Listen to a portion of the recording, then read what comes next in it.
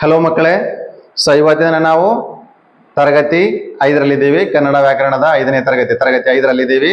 ಮೊರಾರ್ಜಿ ಸಂಬಂಧಿತ ವ್ಯಾಕರಣ ನಾವಿಲ್ಲಿ ಹೇಳ್ಕೊಡ್ತಾ ಇದ್ದೀವಿ. ಯಾರೆಲ್ಲ ಮಕ್ಕಳು ಮೊರಾರ್ಜಿನ ಪ್ರಿಪೇರ್ ಆಗ್ತಿದ್ದಾರೋ ಈ ಕನ್ನಡ ಕ್ಲಾಸಸ್ಗಳನ್ನ ಸರಿಯಾಗಿ ತಿಳ್ಕೊಂಡು ನಿಮ್ಗೆ ಯೂಸ್ಫುಲ್ ಆಗಿರುತ್ತೆ. ಸೊ ಹಾಗಿದ್ರೆ ಇವತ್ತು ನಾವು ಯೋಗವಾಹಗಳನ್ನ ತಿಳ್ಕೊಳ್ಳೋಣ.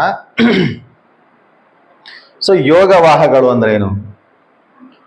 ಯೋಗವಾಹ ಅಂದ್ರೆ ಜೊತೆಗೂಡಿ ಹೋಗು ಅಂದರ್ಥ.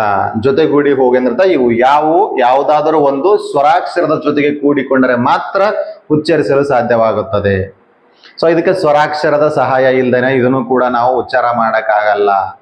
ಸ್ವರಾಕ್ಷರದ ಸಹಾಯ ಬೇಕೇ ಬೇಕು. ಸ್ವರಾಕ್ಷರ ಜೊತೆಗೆ ಇದು ಬಳಸಕ್ಕಾಗತ್ತೆ. ಸೊ ಹಂಗಾಗಿ ಇವನ್ನ ನಾವು ಸ್ವರಾಕ್ಷರ ಯೋಗವಾಹಗಳು ಅಂತ ಹೇಳ್ತೀವಿ. ಸ್ವರಾಕ್ಷರ ಇವಕ್ಕೂ ಕೂಡ ನಾವು ಸ್ವರಾಕ್ಷರದ ಸಹಾಯ ಬೇಕಾಗತ್ತೆ. ಸೊ ಹಾಗಿದ್ರೆ ಇದರಲ್ಲಿ ಕೂಡ 2 ವಿಧಗಳಿದಾವ.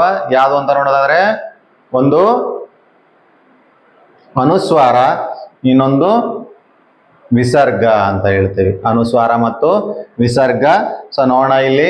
ಸಿಂಹ ನೋಡಲಿ, ಸಕ ಈ ಅನ್ನೋ ಸ್ವರ ಸೇರುತ್ತೆ. ಸ್ವರದ ಮುಂದೆ ಏನಾಗೈತಿ? ಅನುಸ್ವರ ಐತಿ.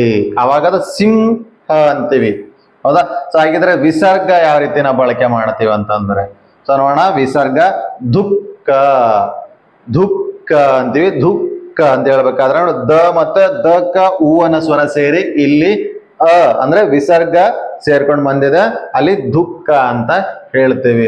ಸೊ ಇದೇ ರೀತಿಯಾಗಿರ್ತಕ್ಕಂಥ ಇನ್ನು ಬಹಳಷ್ಟು ಉದಾಹರಣೆಗಳನ್ನ ನೀವು ಕಮೆಂಟ್ ಅಲ್ಲಿ ನೀವು ಟೈಪ್ ಮಾಡಿ ಹಾಕಿ. ಅನುಸ್ವಾರ ಮತ್ತು ವಿಸರ್ಗ ಹೊಂದಿರತಕ್ಕಂಥ ಬಹಳಷ್ಟು ಅಕ್ಷರಗಳನ್ನ ನೀವು ಟೈಪ್ ಮಾಡಿ ಹಾಕಿ ನಾ ಮುಂದಿನ ತರಗತಿಯಲ್ಲಿ. ಸೊ ಇವತ್ತಿಗೆ ನಾನು